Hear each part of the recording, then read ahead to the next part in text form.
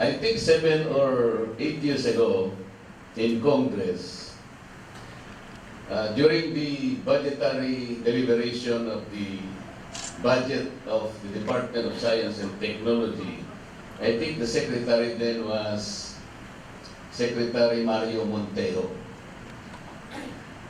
During the interpellation, I rose and asked a few questions. I remember asking them, why is it in developed countries, for example, I think in Switzerland right now, at that time, that was 8 years ago, about 1,000 scientists and physicists are working on what they call hadron collision. This group of people were investigating and looking for a very strange atomic particle. Sometimes it's even called God's particle. They're trying to rediscover the beginning of the universe and even the beginning of life. Why is it in the Philippines I cannot find I would say a research of that magnitude that may probably alleviate poverty in this country? That was the essential question. My colleague who was defending the budget of DOST at that time was Congressman Luis Villapuerte. And he answered back and said, well, there are good projects being initiated by DOST. For example, the magic tilapia.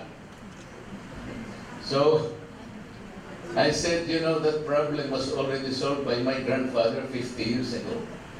He has been raising tilapia without any magic at all.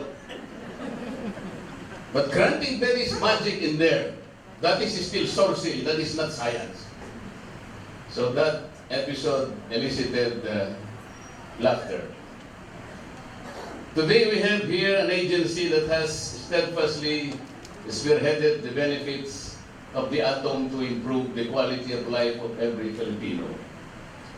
Only now are we starting to know the valiant efforts of your scientists and researchers in fighting poverty by increasing the yields of crops, developing technologies that lower the cost of medical procedures, and perhaps in the near future, the improvement of the dire energy situation in the country.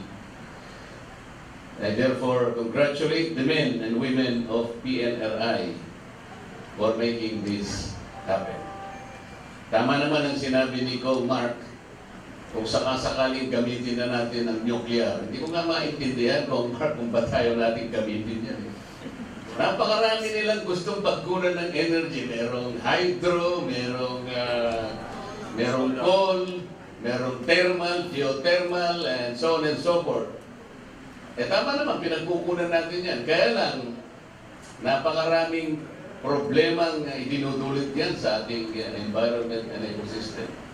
Yung nuclear po, yun nga, kagaya rin ni Cong Mark, talagang hindi rin namin maintindihan kung bakit ayaw gamitin.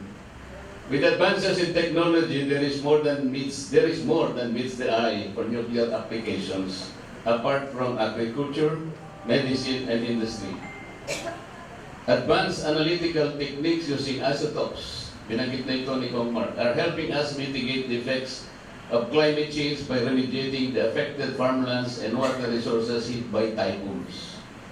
Your irrigation projects in fighting the recent but also perennial dengue menace also have now promise, as it is one of the few that do not depend on harmful pesticides while also avoiding the imbalance in ecosystem. In fact, in my doctoral dissertation I'm about to submit to UP-NCPAD, I recommended that the 6 selected LGUs covered in my study should closely coordinate with the newly created Philippine Space Agency because its science can capture satellite images that can monitor approaching storms or heat waves, including the ability to identify most affected areas or their accessibility for preemptive evacuation. I also would like to congratulate PNRI for the recently winning DOST International Publication Awards for 21 of its scientific publications. Your success in the past 4 years is a reflection of your commendable productivity in research.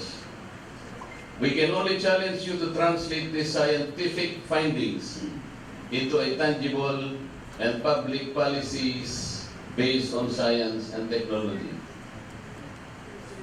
We are aware that PNRI's mandate for nuclear regulation has also proven exemplary through the years.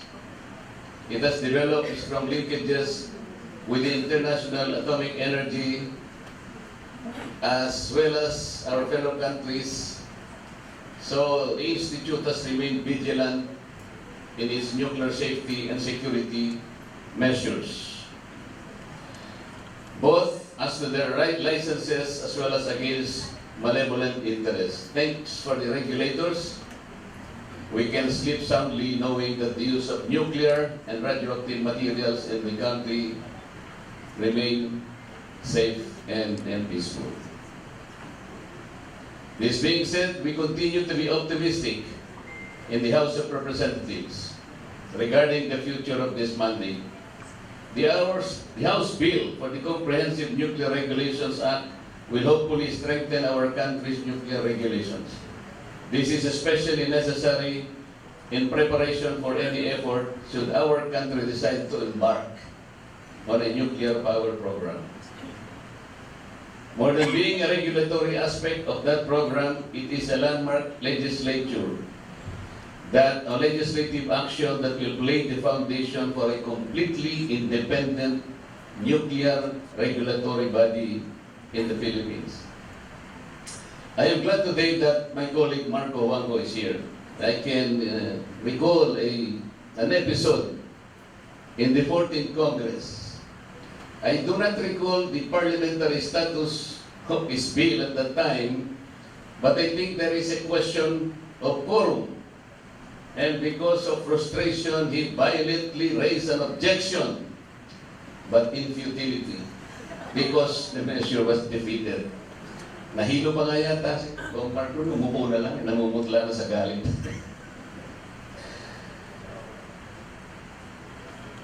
This week's celebration is a perfect opportunity to maximize these gains. Indeed, you can count on the support of the House of Representatives as we strive to bring nuclear science closer to every Filipino. Again, maraming salamat po at mabuhay.